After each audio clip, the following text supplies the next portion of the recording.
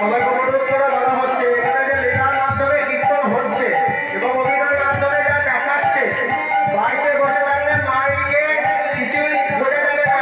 এখানে মন্দির প্রাঙ্গণে আসুন এবং আপনারা সজনে গ্রহণ করুন।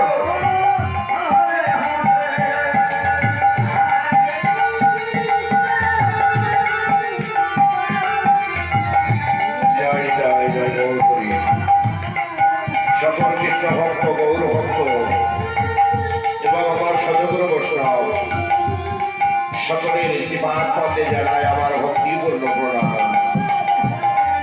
সকলের চরণে প্রণাম জানিয়ে